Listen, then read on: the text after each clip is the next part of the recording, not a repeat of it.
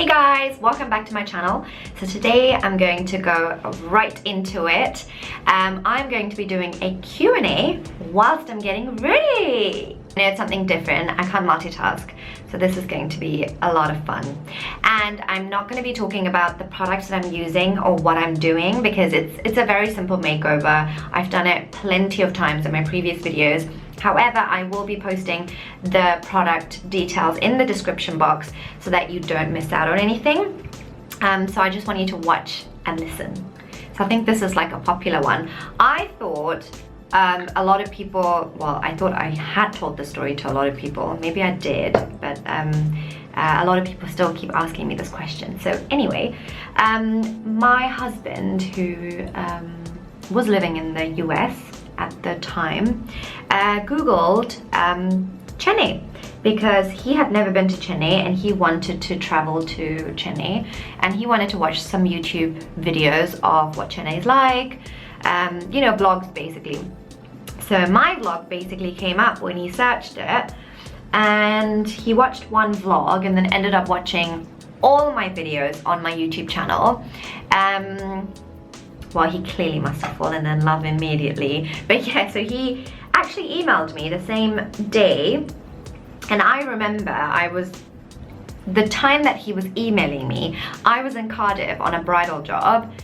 And so I hadn't had a PA at the time. So then I was receiving all the emails. So this email I received, so I opened my laptop and it says pancakes and waffles. So it's titled Pancakes and Waffles. And I thought to myself, like, what the heck? Who the hell leaves a bridal inquiry and calls it pancakes and waffles? Maybe it's the theme of the wedding. I don't know. So I opened it and then here he is writing this beautiful email, introducing himself, you know, tells me what he does and obviously tells me that he's living in the US, blah, blah, blah. It was just like a really sweet, decent email. And I remember I had Snapchat at the time, so I actually screenshotted that email and posted it on Snapchat, and I was just like, oh my god, isn't this so cute, blah blah blah. Of course I was going to be polite and I responded back, but I just said, you know, thank you so much, that's really sweet, you know, thank you, take care. What else was I supposed to do? Like, he's living in the US, I'm here, don't even know what the hell the guy looks like. So I just thought to myself, like, I'm not gonna get into this because I've never done online dating. I've never spoken to somebody that I do not know, like that sort of thing. Well, you know, so for me it was kind of a little bit like strange. But anyway, so this guy writes me back immediately, just basically telling me how, you know, just like emails me more and leaves his phone number this time. And I thought to myself, I'm not going to even bother emailing him back. I've already said what I had to say, so just like left it. However, he basically see, this is what I mean, I can't multitask. So I one day was bored, so I got back from Cardiff and I was bored. I had like 3 days off, so I thought, I want to see what this guy looks like. So I actually got his number, went on WhatsApp, and I wanted to see his WhatsApp profile picture. But he didn't have a profile picture. So I thought to myself, okay, this is clearly a case of catfish. So I just thought to myself, oh my god, like, you know, this guy's probably a serial killer or something like that. Anyway, so I messaged him and I said, hey, it's Vithya, by the way. Would I be shallow if I asked you, like, for your photo, like what you look like? And he replied immediately saying that he didn't have any pictures on his phone. But then he was like, I can take a selfie for you. And I thought, yeah, which means the time that he's gonna take the selfie, he's probably gonna go on Google and just, like, you know, search some photos and then post it, you know, like, I don't know, whatever. So then he took this picture and I thought to myself, oh, he's cute. And I thought, how is this guy single and why is he emailing me from, like, the States? And, you know, so it was all a little bit like, you know, so I was doing like my little detective work. Anyway, so I said to him, I'm just like, okay, cool, you know, you're not bad looking. And then I said to him, I think we should do FaceTime. To which he actually said, he immediately said, yeah, that's fine. So a few days later, you know, we were just messaging, of course, and then I remember I was on holiday in Norway I was with my cousins. I had told my cousins. So actually my cousins and my aunt in Norway were the first people to even know that I was talking to this guy. Because it was just like, I think this was just happening within like a week or something. And so my cousins were like, oh my god, you've not FaceTimed him? And I said, yeah, like I'm about to. So I remember I was holding the phone and I was like FaceTiming him, and both my cousins were next to me. So obviously they can see him, but he can't see them. So I'm holding the phone like this and I'm looking into him. So, you know, first it's blurry and then it connects and then I see his face and I'm thinking, oh my god, he's so cute. And I remember one of my cousins, she just ran behind the phone, behind my phone, and she was like, and it was so funny. And yeah, so anyway, long story short, we were talking for about 6 months, FaceTiming each other for 6 months. I obviously told my parents about him. He told his family, you know, told all my closest friends and stuff. But then I had to meet him because I thought to myself, well, we can't just keep, you know, having a relationship over the phone. So we actually met up in San Francisco. We did a 2-week road trip around San Francisco with my parents' permission. Mind you, my parents are so orthodox and traditional. I was actually quite shocked that they said yes to it. But I guess, you know, when you're like older, like, you know, I think when you're older, you're wiser, you've been through a lot. Obviously my parents know that I've been through the divorce and stuff. I think they kind of just, you know, let me decide. Like, I think they were quite sure that I wouldn't be making another stupid mistake. So then I think they were quite comfortable letting me go. And I remember when I got to San Francisco airport, because it's the first time I'm meeting this guy, right? So I'm at San Francisco airport, his flight was delayed, so I was there quite early, and I was so nervous, and my mum kept messaging me saying, you know, have you seen him yet? Have you seen him yet? And I thought to myself, like, oh. So I messaged her back and I was just like, if you message me one more time, I am going to like switch off this phone. And I know she was obviously worried, and it was good that she was, you know, checking up, and I was just really nervous, and I kept thinking, what the hell am I doing? I should get on a flight and just fly back. Like, I can't believe I flew halfway, you know, like on the, like literally to the other side of the planet to see this guy that I've never met. So yeah, so it was really daunting, to be honest. I was actually very, very very nervous, very like unsure, very confused, and I just thought to myself, what the hell am I doing? Anyway, so please don't just randomly do this, okay? Like, you know, you can do this when you're in your like 30s or 40s, but definitely not when you're younger. But yeah, so anyway, so I see him finally, and yeah, he looked the same. Yeah, and then I saw him and I thought, okay, like, I didn't know how I felt because it was just too strange for me. So it took me, I think it took me about 3 days. I think I was very quiet and very awkward for about 3 days. And then I had the best time of my life. It was by far the best holiday that we've had.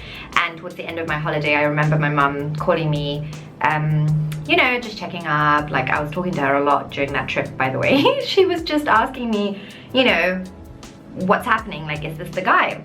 Because for her, it was like a heart attack, because she was thinking, oh my god, like, no one knows that she's met this guy, so hopefully if it doesn't work out, nobody needs to know. You know, Tamil parents. But then it worked out. Like, I said to my mum, no, I really want to marry this guy. Like, I'm 110% sure. So yeah, 4 months later, I flew down to the States again, and in New York, we got married, and ta-da! And then, like, you know, Trump happened and Brexit happened, and then we basically moved to Malaysia. I would say, first it was my family. Like, I think they were the biggest challenge that I had to, biggest hurdle that I had to sort of face, because, you know, the time that I started, which was back in 2008, yeah, a long time ago, my family wasn't very supportive. My extended family especially, like my uncles and aunts and older cousins, I have a lot of older guy cousins who at birthday functions or family functions would look at my parents and be like, wait, what? Your daughter is a beautician now? Like, you know, it was almost like as if it was a degrading job for them, and they just couldn't comprehend or understand like what I was doing and why I chose from a degree in biology and psychology to do makeup on people. Like, for them, they just didn't understand it. So it was really, really, really hard to sort of fight against that, you know, that stigma, I guess. And then, you know, like, once I got into the industry and once I started doing bridal jobs or, you know, shoots or movies or events or whatever, the challenge wasn't my family anymore. The challenge was the industry. It was other people. It was fellow makeup artists. It was, you know, just people in the industry that you had to constantly fight with. It was almost like those challenges, because, you know, people are very competitive, unfortunately, no matter what industry you are, no matter what community you are. Like, I know a lot of people like to say, oh, Tamil people, but I don't agree. I think you can have a lot of really, really, really nice, supportive, you know, entrepreneurs who are Tamil as well. So then it's just in any community, you're always going to have people who are competitive. And I'm not going to even start by explaining why I think they are, but I think, you know, healthy competition is great. You know, you should always challenge yourself to be better and to build, you know, to grow. But I think in my case, it was just because I was new, because I hadn't known anybody, and I was growing with a lot of people, growing up with a lot of people in the UK, where a lot of people had started photography for the first time, you know, whether it's makeup artistry, whether it's event planning or whatever. It was so new. It was so new to our community, where people were like, wait, what, you're a photographer? Wait, what, you're an event planner? You're a videographer? You know, so I think we all were trying to really, you know, we were trying really hard to sort of grow together. So then when you grow together, you do see people's real colors, I think. So it was, I think people, if you ask anybody that has started a career, doesn't matter what field you are, probably has a lot of stories to tell, probably has a lot of experiences, you know, especially bad ones. But then it's just the way it is. It's, you know, we're so naive at the beginning when we start something, and we're so, like, innocent, I guess, and we are so trusting. You know, we easily trust somebody, especially when they say they want to help you out, and you're so, like, desperate to kind of, like, you know, do well, that you do trust people blindly. And then, you know, so those were the challenges. Now my biggest challenge is me. You know, like, I you know, look at what's trendy, what people are doing, and then I think to myself, okay, what can I do that's different? What is it that I can sort of provide, or what service can I provide that's different to what other people are already doing in the industry? So for me, I try and always challenge myself and say to myself, okay, you know what, that's it, Vithya, like, next year you're gonna do this, the following year you're gonna do this. And I like to believe I'm a little bit of a trendsetter. Like, I have done a lot of things in my community, especially, that other people hadn't done before. And I take a lot of pride in the fact that so many other people are doing very similar things to what I'm doing now, and it's amazing. It's actually amazing. And I'm that type of person. For me, I'm just not like, oh my god, that person copied me. For me, it's like, oh wow, you know, I love that they're inspired, and that's what it is ultimately.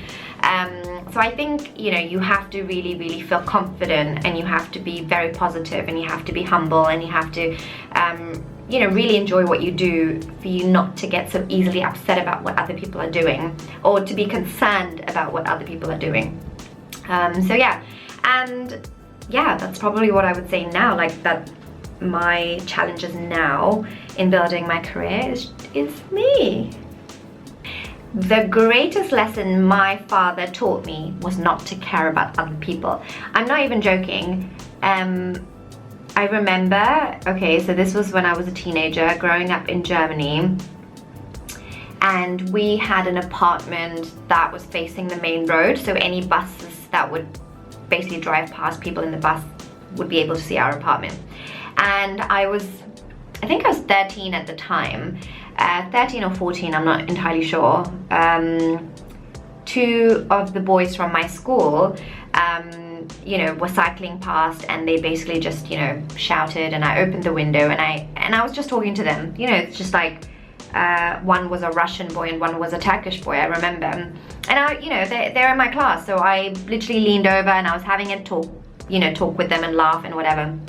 Now, this bus is driving past, and there's this, you know, this Tamil uncle. I don't know who he is, but he must have seen, and he immediately, I'm not joking, immediately, you know, called. No, it can't have been immediately, because we didn't have mobile phones then, so whatever. anyway, so he called my dad and told my dad saying, oh, I saw your daughter hanging out of the window talking to these boys, okay? I could hear that my dad was getting this call, and my dad was like, when, what, how? And I knew that this was about me being on the window, so I was really scared, and I was like, I remember I was standing in the corridor and I was listening, eavesdropping, and listening to this conversation, and I thought to myself, oh my god, my dad's gonna kill me. But I was so surprised when my dad said, oh, I know how to look after my daughter, you focus on your life, and just slammed down the phone. And I thought to myself, like, I did not see that coming. So yeah, so then I think, you know, especially when in my teenage years, like, I never really had conversations with my dad. Like, I used to be very scared of him, so I wasn't really close to him. However, huge respect always. My dad's always been a huge role model for me growing up. So he would never have a conversation with me, but I think as I was growing older, getting myself into a lot of trouble, I think that's when my dad would like sit down and talk to me, and you know, I would talk back with him and sort of have this conversation where I'm just like, but why? You know how parents always say, you can't do it, and you're like, but why? Well, I said so you can't do it. And then, you know, it's so frustrating because you're like, oh my god, like, I would love to have an explanation, but then they just don't. Whereas I loved that with my dad, he used to do that, so did my mum, but I used to just be persistent, and I used to be just like, but why? Like, you know, at least explain it to me. Like, I'm not being stubborn, but just explain to me why I can't. And I think eventually they realized that they didn't have a good enough reason. So I think eventually they were like, actually, you know. And then I think the more we were having that conversation, the more I realized that for my dad, it was really important that me and my sister were happy. I think that was always his #1 priority in anything. So for my dad, who, you know, like I said, who comes from an Orthodox traditional family, has 12 brothers and sisters, a lot of them older than him, who are very strict with their children as well and whatever. So for my dad to make that decision of like, yeah, sure, you can go to London College of Fashion and do makeup, was already a big deal. And you know, I've been in relationships, and you know, my parents have been there for me during those as well, and you know, again, that was a big step for them. And I remember I had the situation where I had to have a restraining order on somebody, and I had to change university because, you know, I was worried for my life, of course. And it was my mum who actually kept saying, oh, don't worry, just, you know, you don't need to study, like, just drop out and we'll marry you off, it's not a problem. Whereas my dad was like, no, you know, and I was adamant, I really wanted to study and finish my studies. So my dad was just like, no, it's her future, it's her life, and who cares what other people have to say, which I loved. And then when I was going through my divorce, my mum was like, yeah, you better go back to your husband, I don't care what problems you have, you're going back. Whereas my dad was just like, no, my daughter's not coming, you know, my daughter's not going back, she's staying here, and you know, who cares what the family has to say? They're not feeding us, they're not looking after us, so it doesn't really matter. Like, if, you know, she has valid reasons, she's staying home. So yeah, so then I think growing up, I really applied that to myself, where I felt like I didn't need to worry so much about society, that my parents raised me a certain way. That I would like to say that I've been a good daughter to an extent. But yeah, so it's nice to know that, as traditional as my parents are, they did teach me quite a bit. And yeah, one of the biggest lessons from my dad was not to give a crap about what other people think, especially people we are not close to and we do not know. Why does it matter to us what their opinions are of us, right? So I'm gonna say, whether it's a friendship or a relationship, first of all, we need to analyze how we feel about somebody. I used to be very tolerant in the sense that whenever somebody did something to me, whether it was a relationship with a guy or whether it was a friendship, that I would just put up with it. but whereas like now I don't at all, but back then I think I used to. And it's, you know, you need to sort of like look at it and then think to yourself, like, how are you feeling? Like, do you feel insecure around this person? Do you feel intimidated around this person? Do you feel negative? Do you feel toxic? Like this whole relationship or friendship is toxic? If it is, the first thing I would say is you gotta talk to people who you are quite close to, who you can really trust about these people. Like, let's say if you are in a relationship or a marriage or whatever, and something's happening in that relationship, you know, it could be anything. It could be abusive behavior, it could be absolutely anything that really does, you know, depress you and bring you down and really scares you, or whatever it is. I'm not going to go into those details, but it's important that you talk to your family or your friends about it, because let's say 2-3 years down the line, if you turn around and, you know, without having said anything about this relationship, you all of a sudden say to your friends and your family, oh yeah, this person treated me like this, of course they're going to look at you and think, are you making this crap up? So I think it's nice to, it's almost like giving people around you that sort of warning, but also awareness, so people are aware of what's happening in your life, so that when things go down, they're there for you and they can really support you, you know, and protect you and get you out of it or something. So I think it's really important that if it's a relationship or a friendship, that you do talk to somebody else that you're really close to, who you can trust about this, just to get that second opinion. And then once you've gotten that opinion, it's then up to you obviously to kind of analyze whether it's worth fighting for that relationship or friendship, or whether you just want to take a step back. So take a step back, and when you take a step back where you don't really see that person as much, or, you know, if it's a relationship or whatever, maybe take a little break or whatever, so that you can really yourself analyze the whole thing, and then you can also see how you feel once you've walked away from it, once you've stepped away from it. Now, if you're still like, nah, don't want to be friends with this person, or don't want to be in that relationship with this person, that's it, you know.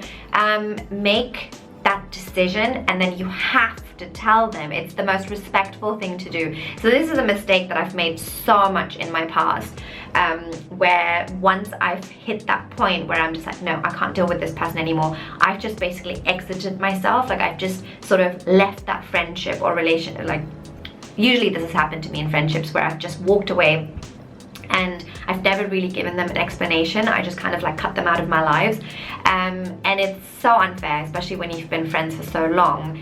You know, they deserve to know, but I think I just didn't want to deal with the consequences or the sort of repercussions. Like, I think I just wanted to walk away from it and not deal with the aftermath, which is really immature, to be honest. So I think it's the most important thing that you do, give that person closure, and you just kind of explain to them why you can't be friends with them, or why you can't, you know, whatever. And then just like, you know, just be cool.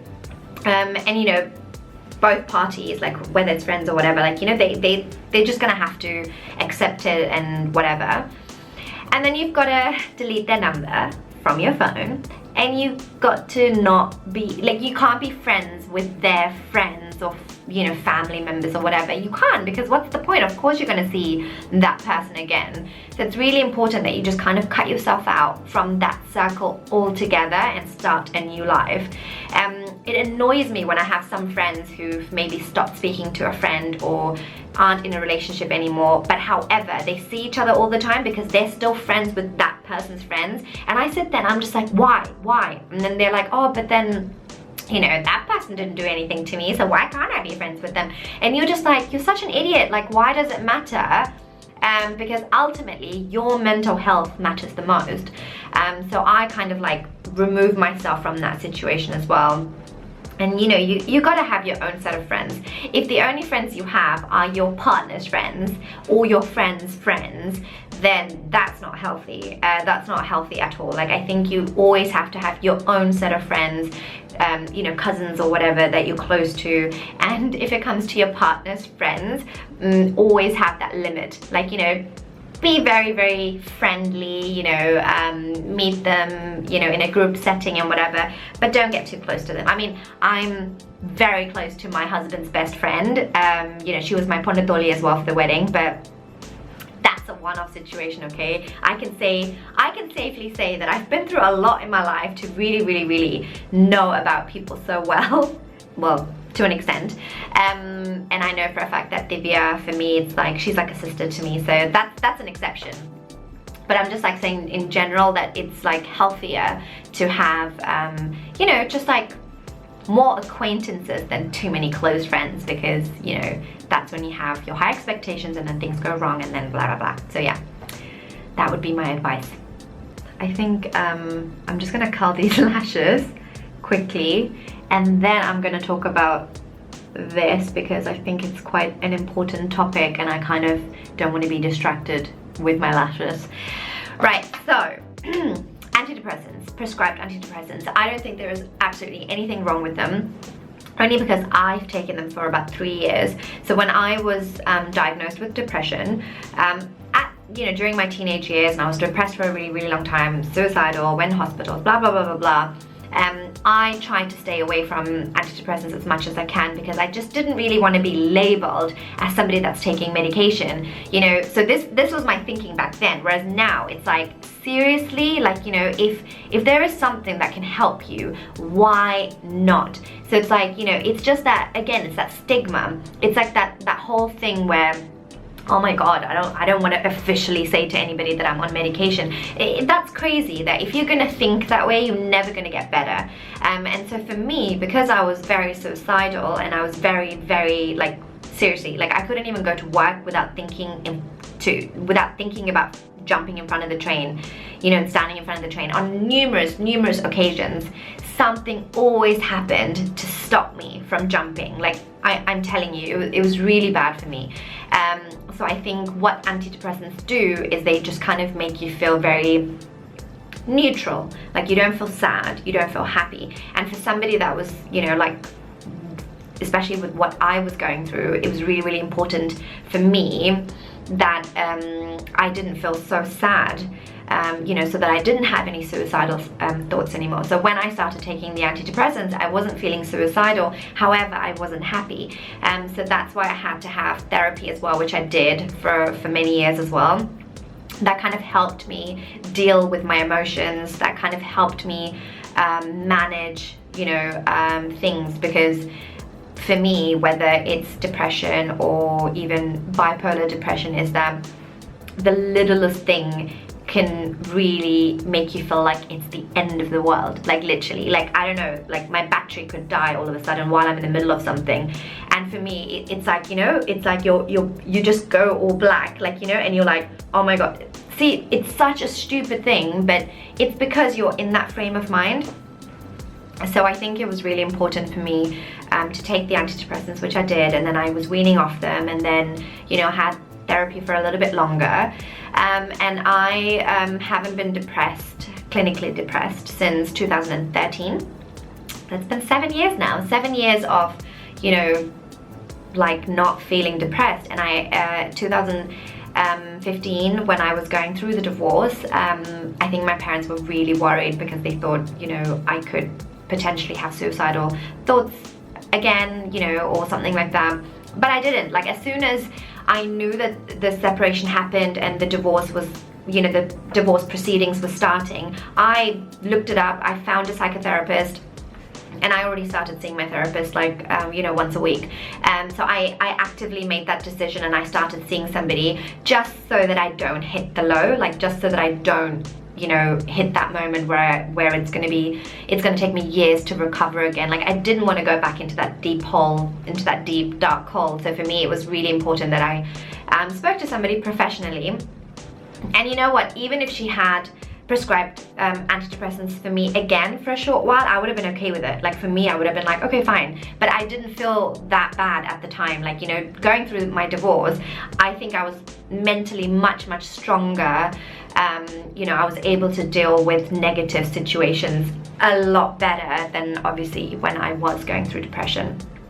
So yeah, so I'm all for antidepressants. However, don't just, you know, don't just ask for them. Make sure that you are, you know, properly diagnosed, because there's different types of depression as well. Like, you know, that you do go and see a therapist and you do really figure it out, and then, you know, work with what's suitable for you and what works with you. Because there are so many different antidepressants as well. I've tried 3 different ones, and out of the 3 different ones, they all had different effects on me. So you know, there was only the one that I don't remember the name, it's been 7 years, but like it was just the one that I actually really liked, and I felt like it was actually doing something positive for me, I guess.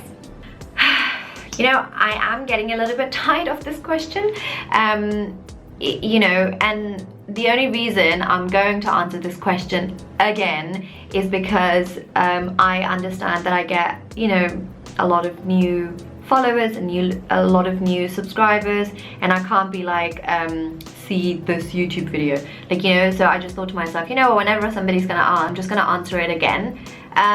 Okay, so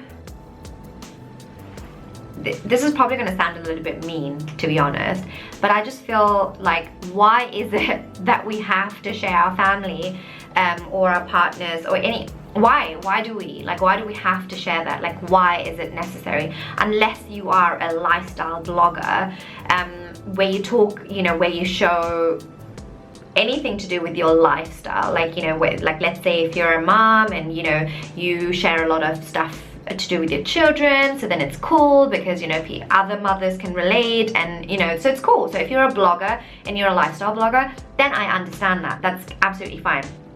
But when you are, you know, a professional who you know, is on Instagram to promote that career or profession, you know, and they kind of, I don't know how to explain this really, like, obviously I'm a hair and makeup artist, so my Instagram page or my Facebook page or my YouTube or whatever has always been about hair, makeup, jewelry, fashion, you know, skincare, hair care, you know, and the occasional vlogs.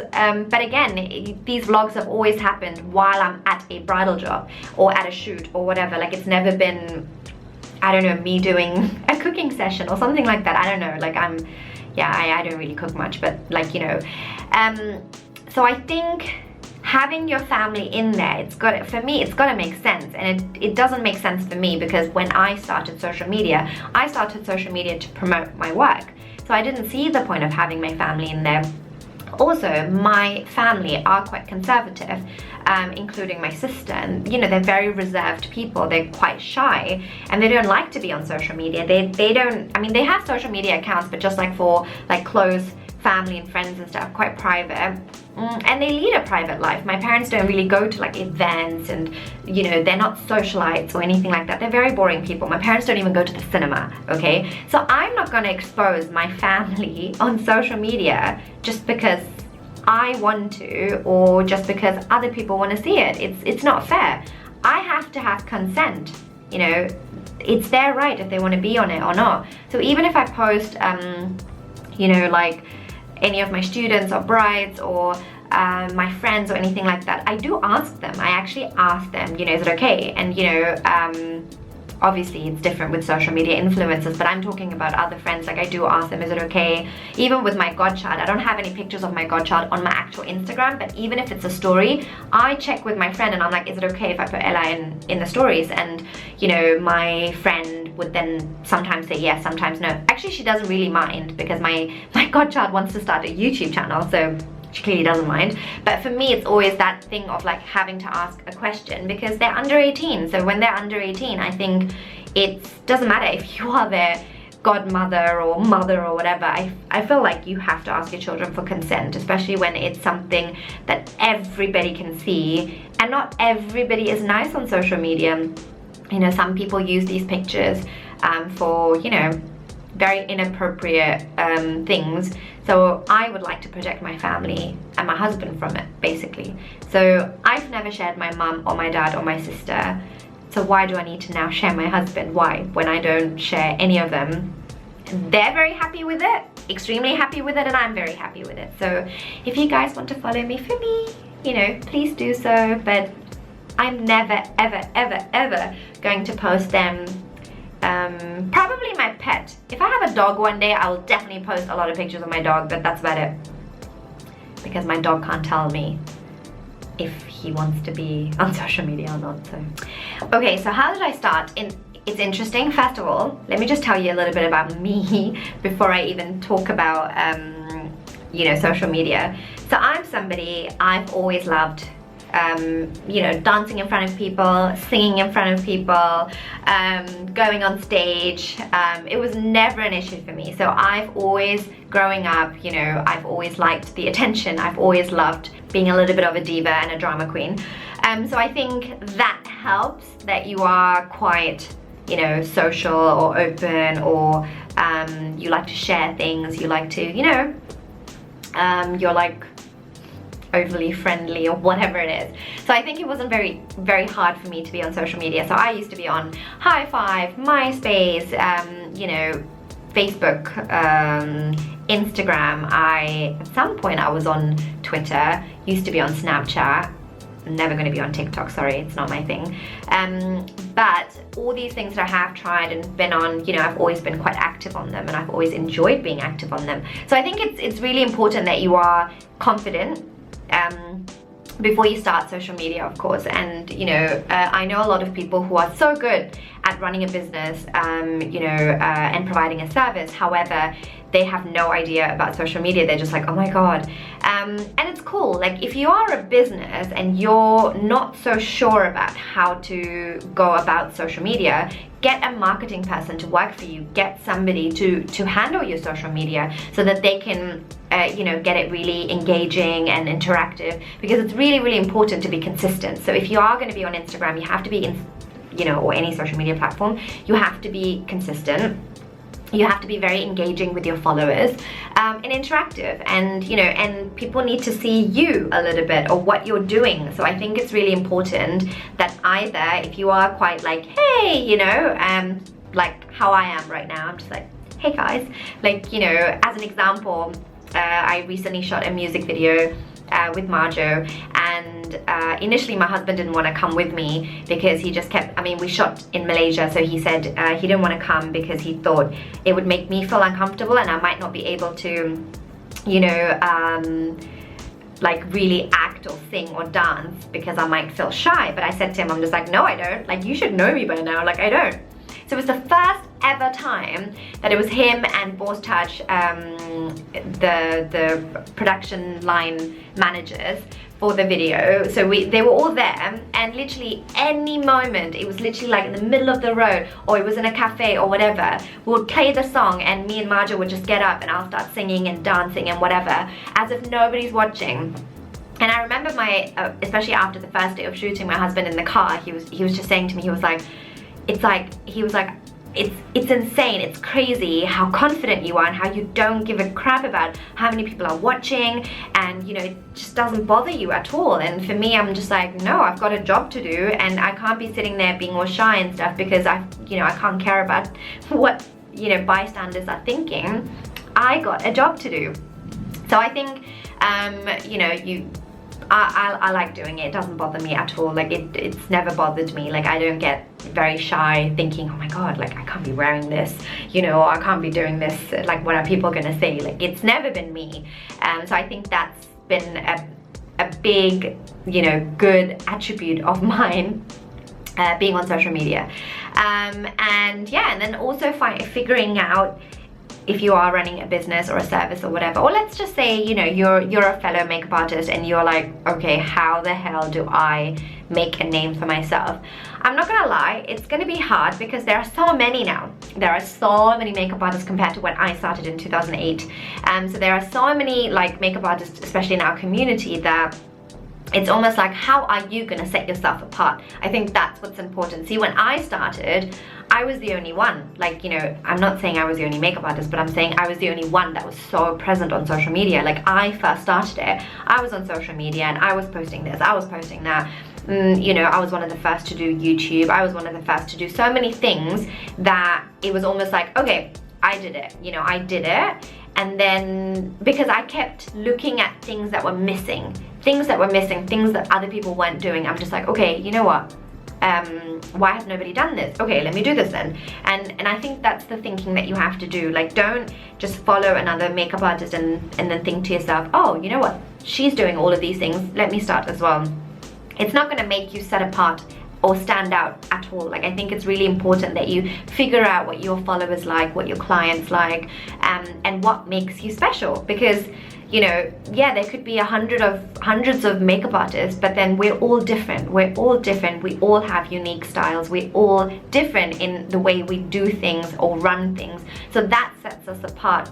And one picture on Instagram is never gonna show how different you are to everybody else. So it's quite important that you know, let people hear you and see you, and you know, see the kind of service or the kind of product that you're trying to sell, and you know, so that people can set you apart, and people will be like, oh, you know what, I really want to book her because I really like this about her, if that makes sense. So yeah, so I'm just always trying to, like, you know, be like trendy and, you know, always up there, like, you know, just constantly checking out what's next, how to improve myself. And I'm lucky that I have a lot of younger cousins who are from that generation where, you know, they'll be telling me something like what to do and what not to do, and that helps, of course, but also you got to be true to yourself. Like, you know, that's probably one of the reasons, as an example, I don't want to do TikTok because it's just not me. It's not, I'm not comfortable doing those videos. I don't think it's my personality at all. So just because everybody is doing TikTok or everybody is doing a challenge doesn't mean that I have to join the bandwagon, because I want to be true to myself, if that makes sense. So again, you know, if you are somebody who's always done these kind of funny videos and you like to be all jokes and whatever, that's cool, but you know, I don't think my page is about that. So that's just an example. I have nothing against people who do TikTok, you know, that's absolutely fine, but I'm just like saying, it's really, really important to be, you know, true to yourself, stick to who you are, and provide that consistency. That's what people like. You know, people don't like you just randomly doing something stupid that has nothing to do with you. Like, I don't know, I could be, I don't know, what could I be doing? What if I all of a sudden start saying that I want to become a politician? Finally doing my other side of the mascara. I've been talking too much. Okay, so this is gonna probably sound so cliche to you guys, like you're gonna be like, yeah, right. But if you guys ever get to meet my parents, you can ask them, okay? You can ask them. My parents do not lie, so my parents will tell you that that's the truth. So when I was growing up, okay, I was obsessed with the South Indian actress Meena. Like obsessed, okay? To the point that when I was 12, I drew a picture of her. Just a sketch. It was a black and white sketch. I love drawing. I would say I'm pretty good at it. So I sketched her, and my parents liked it so much that they basically framed it.